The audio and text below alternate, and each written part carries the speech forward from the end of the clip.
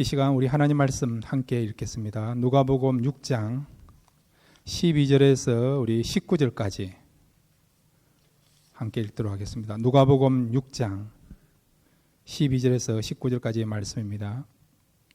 이때에 예수께서 기도하시러 산으로 가사 밤이 새도록 하나님께 기도하시고 밝음에 그 제자들을 부르사 그 중에서 12를 택하여 사도라 칭하셨으니 고 베드로라고도 이름을 주신 시몬과 그의 동생 안드레와 야고보와 요한과 빌립과 바돌로메와 마테와 도마와 알페오의 아들 야고보와 세롯이라는 시몬과 야곱의 아들 유다와 예수를 파는 자 될 가룟 유다라.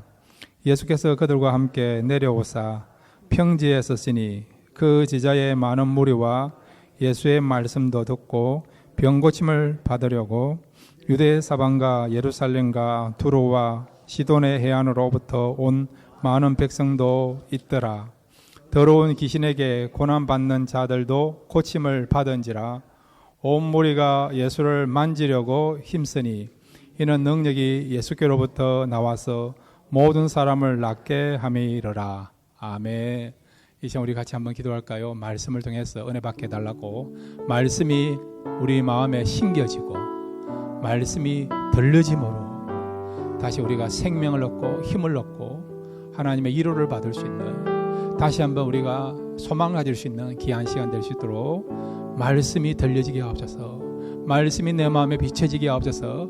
간절하게 사모하시면서 우리 다 같이 주여 한번 부르고요, 함께 기도하시겠습니다. 주여. 아버지 감사합니다. 이 시간 도 앞에 나왔습니다. 말씀 듣기를 원합니다.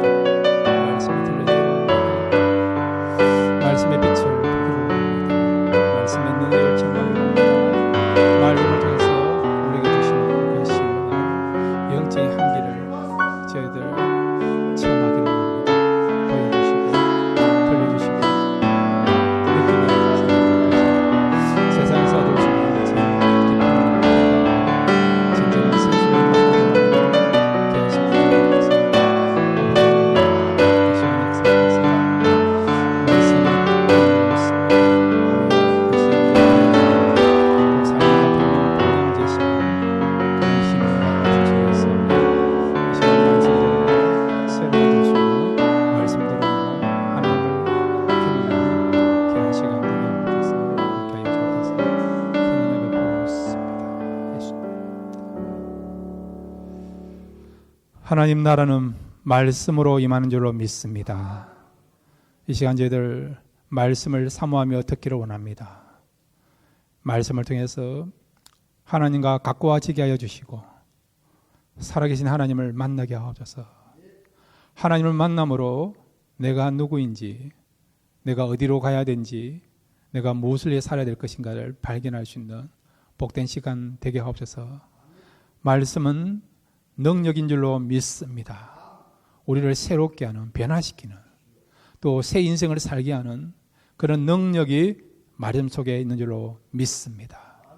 이전에 우리가 어떤 삶을 살았더라도 이제 말씀 들으면 이전하고는 다른 새로운 인생을 살게 될 줄로 믿사오니 오늘 말씀이 우리의 삶의 전환점을 경험하는 터닝 포인트가 되는 귀한 시간 될 수 있도록 말씀 가운데 역사해 주옵소서.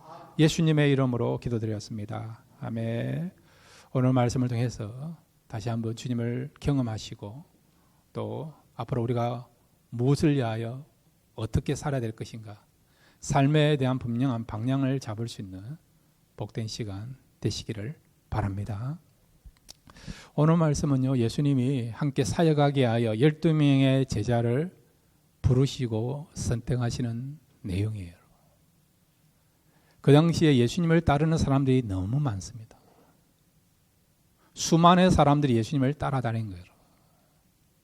그 많은 사람들 가운데 예수님이 12명을 선택하시고 제자로 삼아 주신 거예요.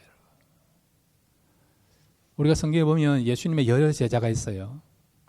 12명의 최측근의 제자가 있고 또 각 마을로 2사람씩 보낸 70명의 제자가 있고 또 예수님이 하늘로 승천할 때에 그 승천을 경험한 500명의 그런 성도들이 있습니다.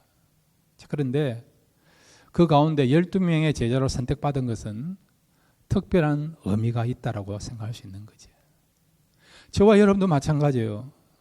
지금 지구상에 한 75억 인구 되거든요. 75억의 인구. 그 가운데 우리가 선택받은 거예요. 성도로, 직분자로. 그 많은 사람들 가운데 왜 하나님은 우리를 선택하셨는가? 부르셨는가? 궁금하지 않습니까? 그래서 오늘 이 제자를 선택하신 주님의 이 사역을 통해서 우리에게 주시기 위한 교훈을 함께 생각하겠습니다. 그래서 오늘 영어에 보면 how, 어떻게, 또 그 다음에 또한 어떤 방법으로 주님이 또 선택하시고 또 무엇을 위해 선택하셨는가. 그래서 6학원칙 가운데 어떻게, 그 다음에 또 무슨 방법으로, 그리고 또한 주님이 왜 부르셨는가, 이 세 가지 질문을 가지고 함께 말씀을 생각하기를 원합니다. 첫 번째로 한번 따라해 주시기 바랍니다. 기도하신 후에 제자들을 부르셨다. 예, 주님이 제자들을 선택하기 전에 뭘 하셨다고요? 기도하신 거예요. 어떻게 주님이 12제자를 선택하셨느냐? 무엇을 통해 선택하셨습니까? 기도를 통해서. 기도하시고 난 뒤에 함께 사역해야 될 사람, 함께 하나님 나라를 위해서 헌신해야 될 사람 12명을 선택하신 것을 보게 됩니다. 오늘 성도 여러분, 누가복음 6장 12절 13절 같이 읽겠습니다. 시작. 이때에 예수께서 기도하시러 산으로 가사 밤이 새도록 하나님께 기도하시고 밝음에 그 제자들을 부르사 그 중에서 12를 택하여 사도라 칭하셨으니. 아멘. 사도가 뭔가 하니까 영어로 말하면 아포스톨, 아포스톨. 헬라어로 말하면 아포스텔로스라는, 아포스텔로스라고 하는 그런 말인데, 이 말은 보냄을 받았다, 파송받았다는 뜻을 갖고 있고 또 주님의 대리인이라는 그런 뜻을 갖고 있는 것이 사도라는 거예요. 자, 그런데 주님께서 이렇게 12명의 제자, 앞으로 사도가 될 이 사람들을 선택하셨는데 어떻게 했다고요? 연구하고, 그 다음에 나름대로 명단을 작성해보고, 그 다음에 선택해야 될 그 사람들에 대해서 한번 자격을 한번 정리해보고, 또 사람들의 조언을 구해보고, 또 그 사람들의 우리가 백그라운드를 하지 않냐, 백그라운드를 조사해보고, 한국말로 말하면 신원조회 아닙니까? 신원조회. 그런 어떤 신원조회를 해보고 제자를 택한 것이 아니라 무엇을 하시고 제자를 택했다고요? 기도하시고 제자들을 선택했다는 거예요.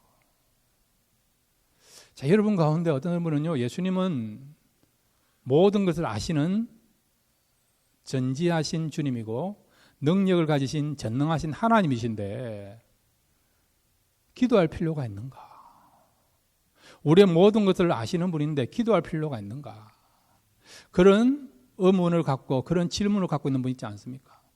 우리는 모르잖아요. 그렇죠, 여러분. 우리는 내일을 몰라요, 여러분. 오늘 그 파리에서 올림픽 끝났죠. 그래서 많은 사람들이, 또 전문가들이 이번에 역대 최소 그런 어떤 선수단을 파견했기 때문에 한국이 좋은 성적을 거둘 것이 아닐 거다. 좋은 성적을 얻지 못할 것이다. 금메달 5밖에 없다고 그렇게 생각했는데 몇 개 금메달 땄습니까? 예? 예, 13개. 이분들은 스포츠 전문가입니다, 여러분. 13개. 예, 정확하게 집어내시네요, 여러분. 예. 그러니까 우리는 모르잖아요.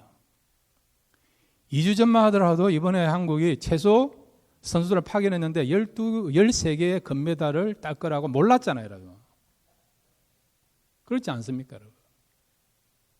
그러니까 우리는 모르니까, 연약하니까 하나님의 뜻을 구하기 위하여 기도하지 않습니까? 그런데 예수님 다 아시잖아요, 여러분. 그런데 왜 예수님은 기도했느냐?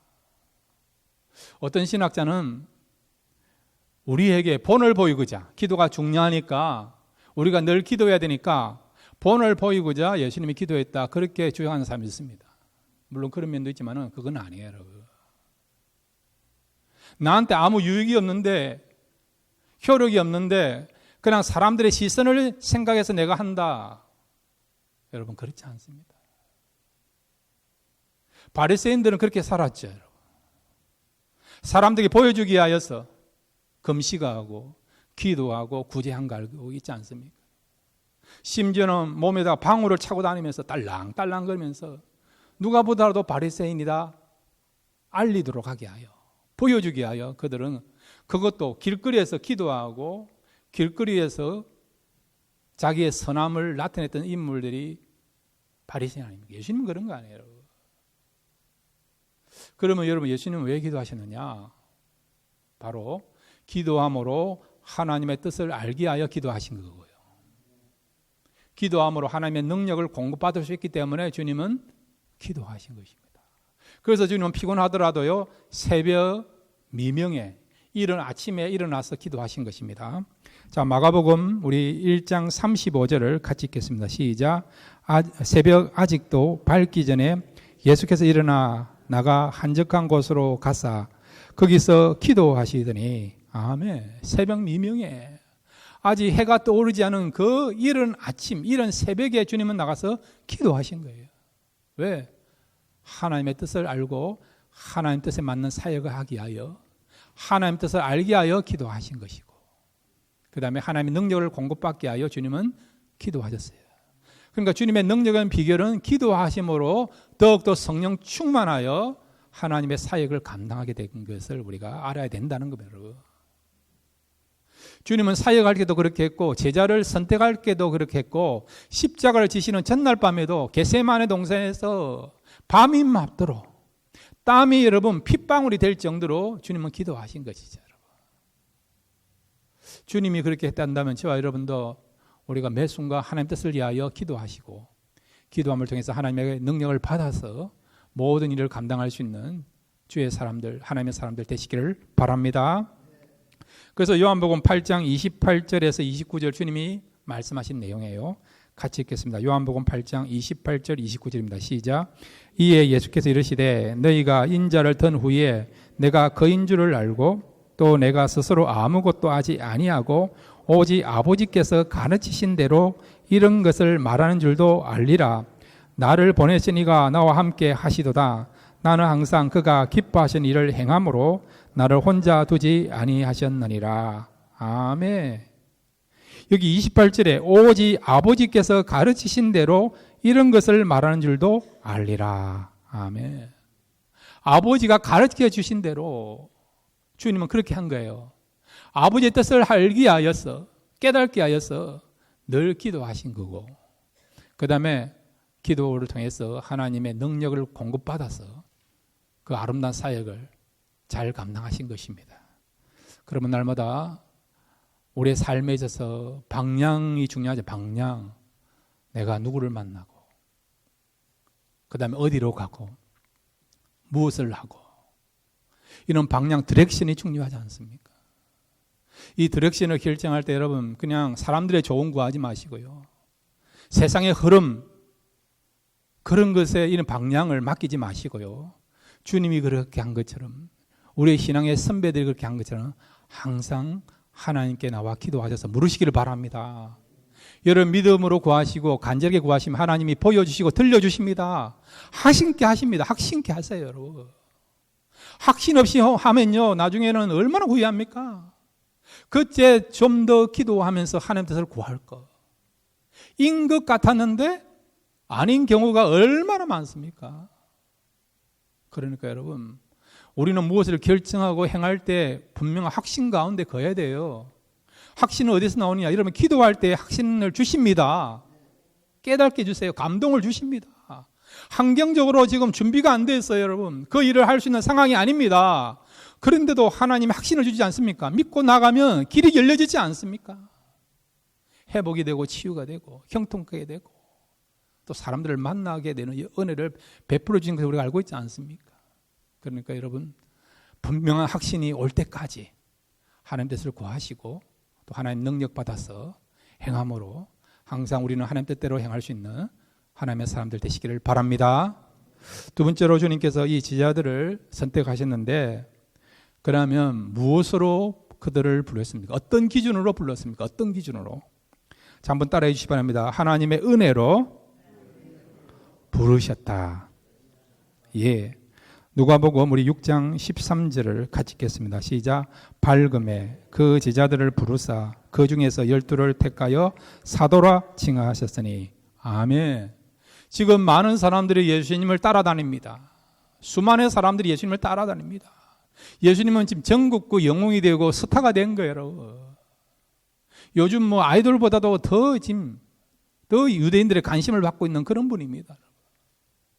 여러분 믿거나 말거나 제가 대학교 4학년 때 교생 실습을 나갔거든요. 여자 중학교로 갔어요, 여러분.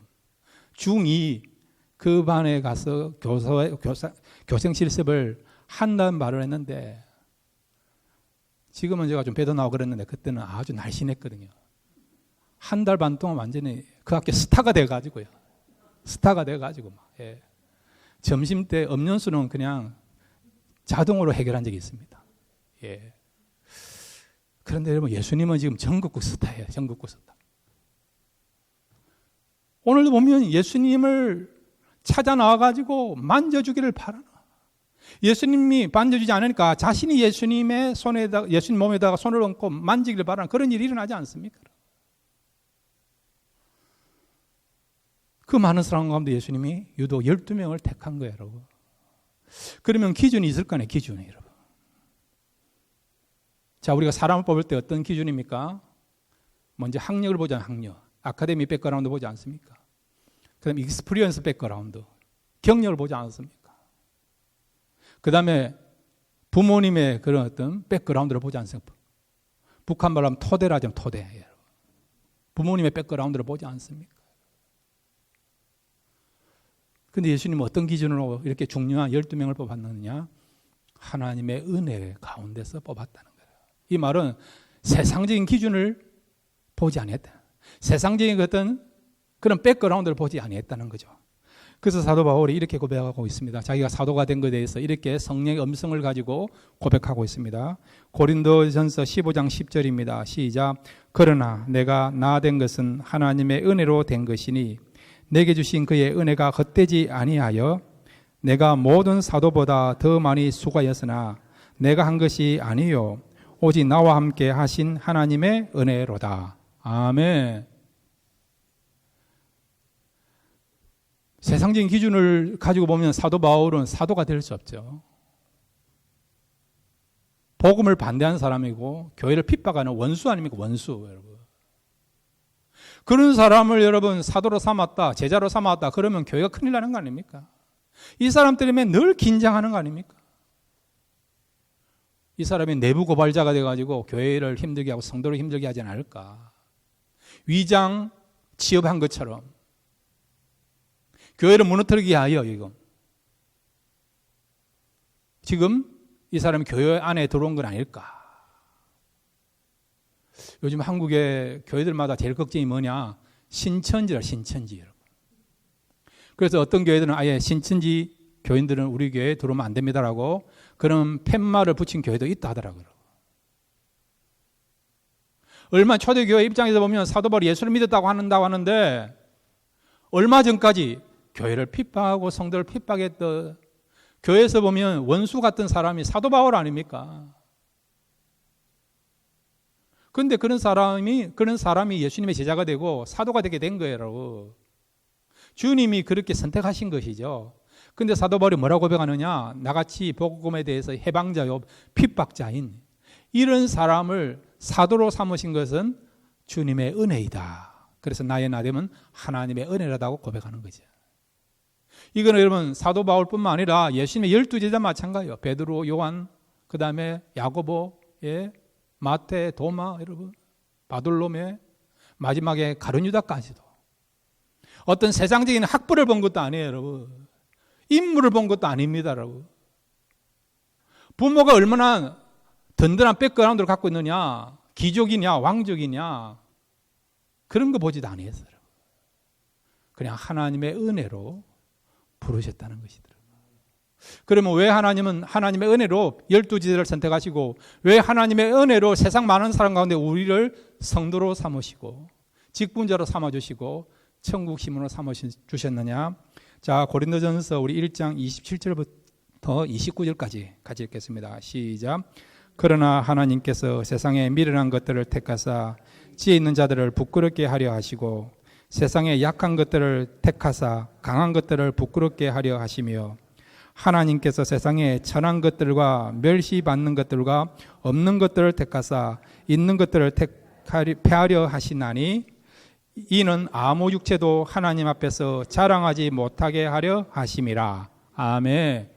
자랑하지 못하게 하게 하여 우리의 공로, 우리의 지식, 우리의 경험, 우리의 행함, 우리의 선한 것, 우리의 실력을 자랑하지 못하고 오직 하나님의 은혜로 되었다.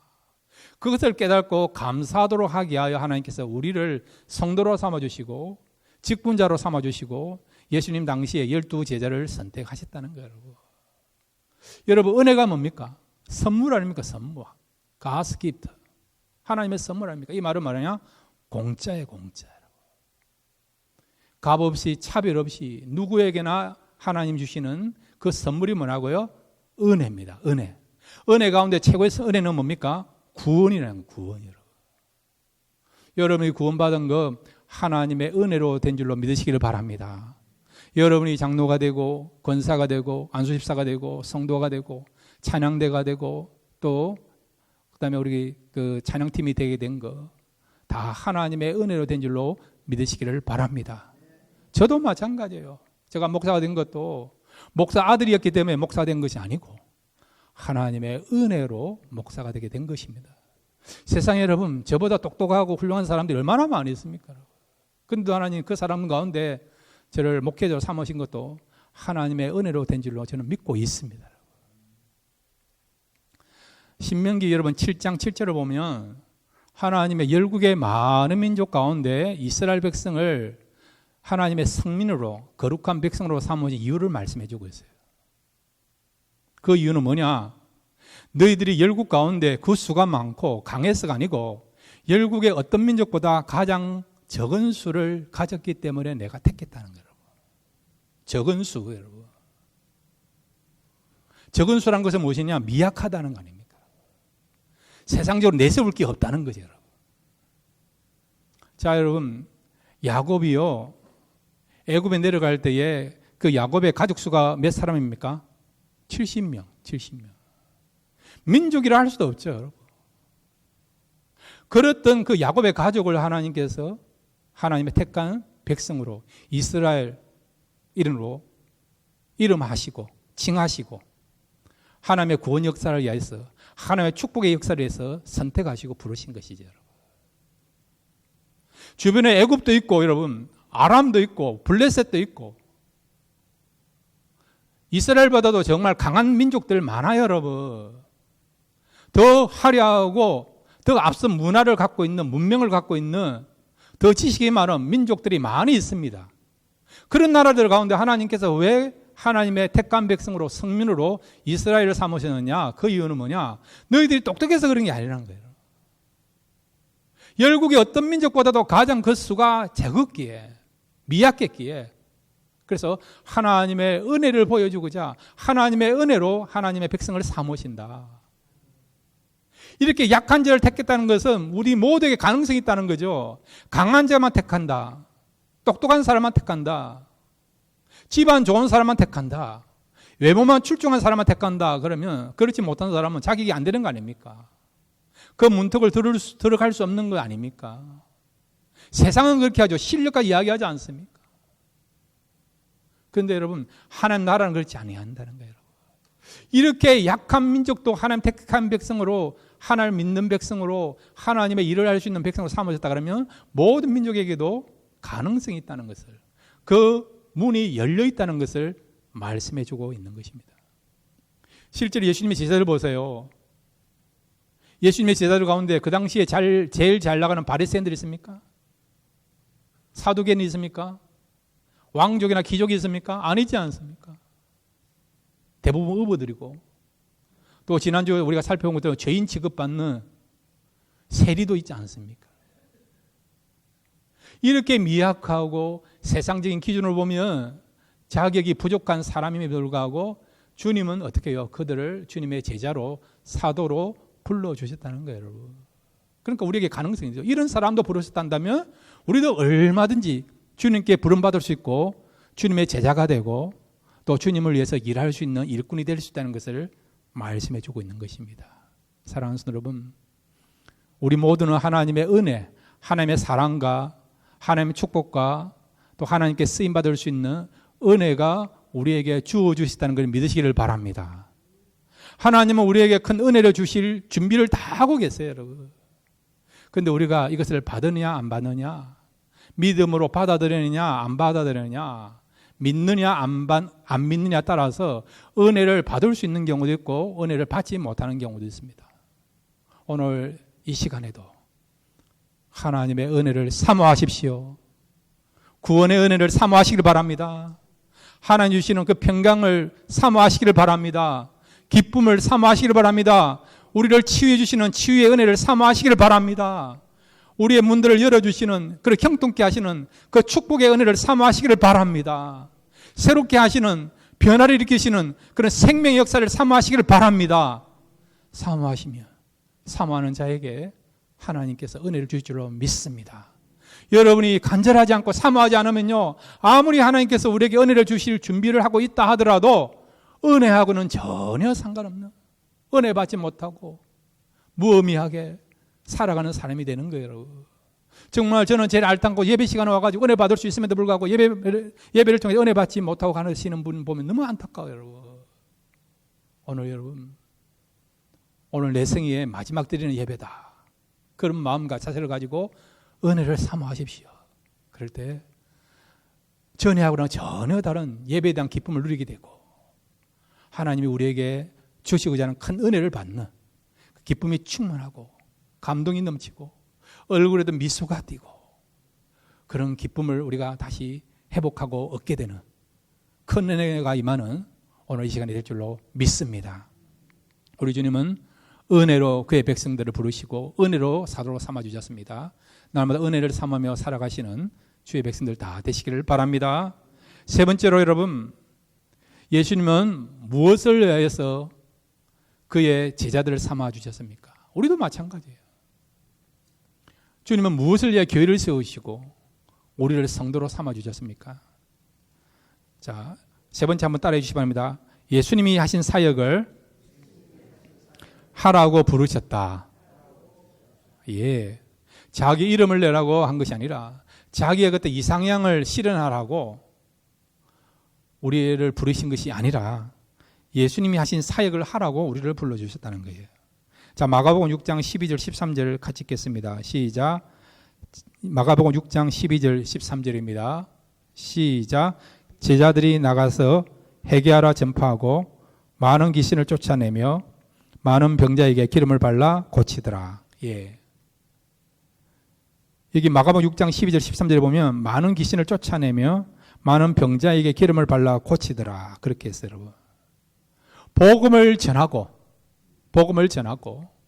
그 다음에 병자를 고치고 그 다음에 또한 복음을 전한 사람들을 불러서 말씀을 가르치도록 하게 한 그 사역을 위하여서 주님께서 제자를 불렀다는 것입니다. 자, 이 부분에 대해서 우리가 마태복음 28장 18절부터 20절 말씀을 같이 읽겠습니다. 시작. 예수께서 나와 말씀하여 이르시되 하늘과 땅의 모든 권세를 내게 주셨으니 그러므로 너희는 가서 모든 민족을 제자로 삼아 아버지와 아들과 성령의 이름으로 세례를 베풀고 내가 너희에게 분부한 모든 것을 가르쳐 지키게 하라.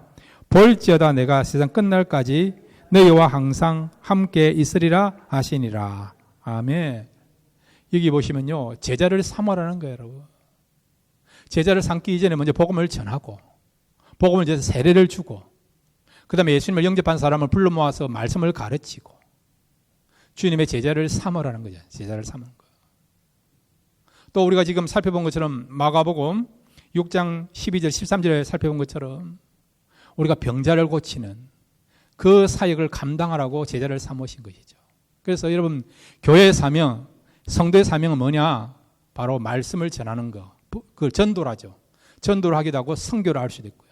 전도하는 거. 그 다음에 전도된 대상자들을 어떻게 해요? 말씀을 가르치는 거. 그리고 어떻게 합니까? 치유의 사역을 감당하는 거. 귀신을 내쫓기도 하고 병자들을 고치는, 영적인 문제를 해결해주고 마음의 문제도 해결해주고 육신도 치유케 하는 그런 치유하는 사역이 교회의 사명이요. 그 다음에 제자의 사명이요. 성도의 사명이라는 것입니다. 이걸 우리가 영어로 말하면 preaching, teaching, 힐링이라는 것이죠. 주님은 이 사역을 하셨고 그 다음에 주님이 떠났지만은 교회와 제자들이 여전히 주님이 하신 이 사역, 프리칭, 티칭, 힐링 사역을 하기를 원하신다는 것입니다. 이것이 여러분 교회의 생명이에요. 여러분. 주님이 왜 이 땅에 오셨느냐? 요한복음 10장 10절에 나타난 것처럼 생명을 주고 그 생명을 더 풍성케 하기 위하여 이 땅에 오셨다는 거예요. 그러면 구체적으로 어떻게 하면 우리가 생명을 주고 생명 풍성케 하시느냐?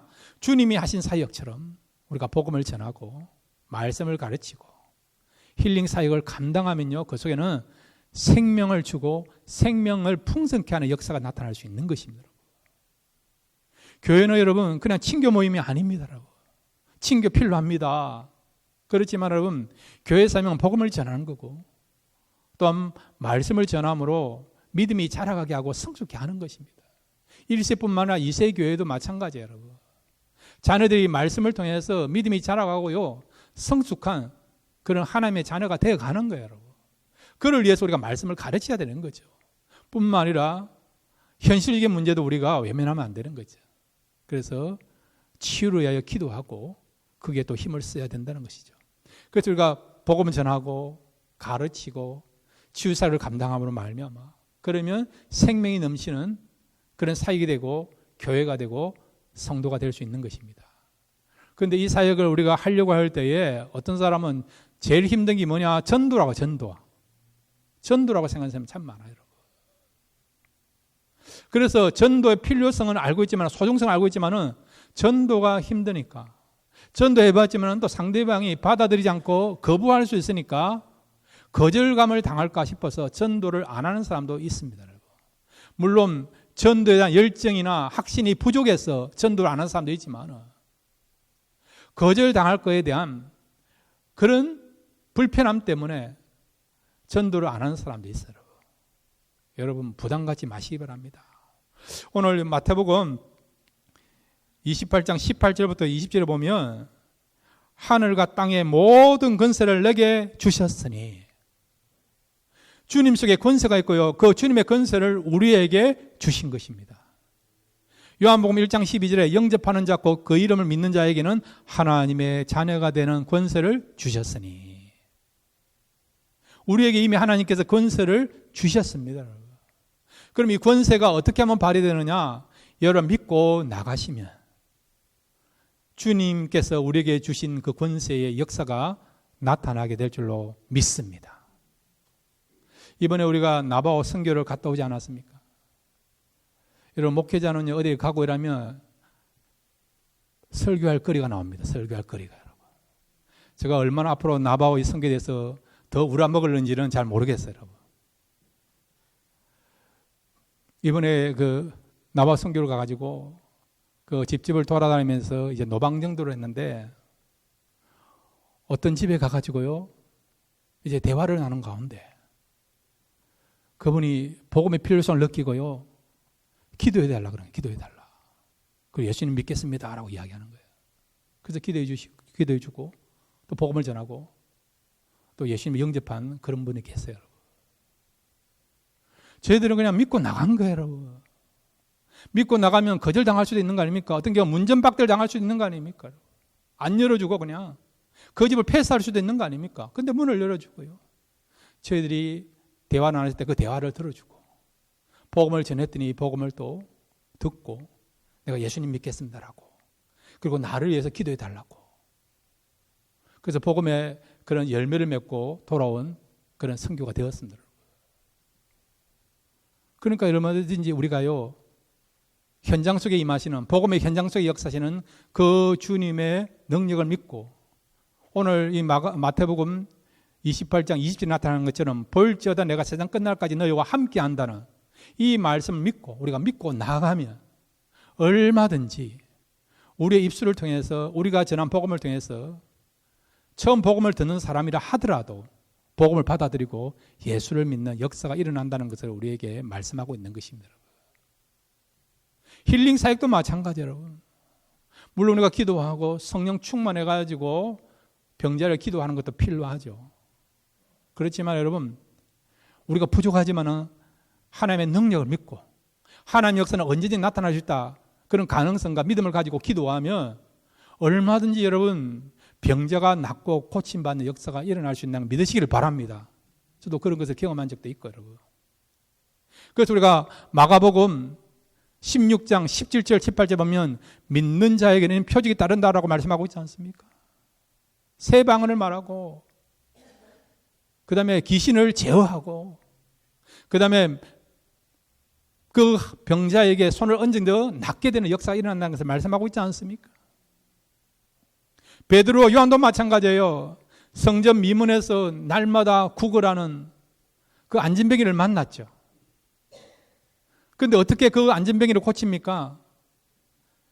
은과 금은 내게 없지만 내게 있는 것으로 너에게 주노니 곧 나사렛 예수의 이름으로 일어나 걸어가라 말씀을 선포했더니 나일 때부터 한 번도 걷지 못한 그 안진뱅이가 일어난 것을 우리가 알고 있지 않습니까? 그러니까 믿고요, 우리가 예수님의 이름을 선포하면 어떻게 해요? 병자가 낫고 고침받는다는 것을 말씀해 주고 있는 것입니다.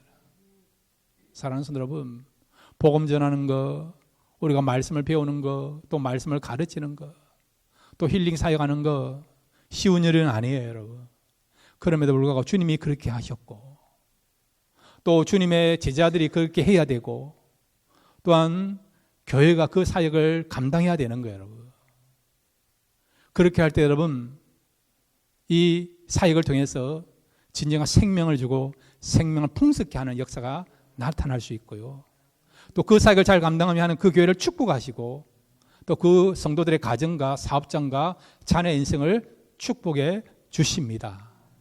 그러면 여러분 두려워하지 마시고 믿고 복음 전하시고 믿고 말씀을 가르치시고 믿고 그 다음에 우리가 주님의 능력 의지하여서 병자를 위하여서 기도하면 하나님이 원하시면 하나님 때에 놀라운 회복과 치유와 구원과 또한 사람들을 변화시키는 역사가 일어나게 될 줄로 믿습니다. 주님이 하신 그 사역을 우리 교회뿐만 아니라 여러분도 감당함으로 더욱더 여러분의 생명이 더 풍성해져 가고 다른 사람들에게도 생명을 풍성케 하는 일에 귀하게 쓰임받는 저와 여러분 되시기를 주님의 이름으로 축원드립니다.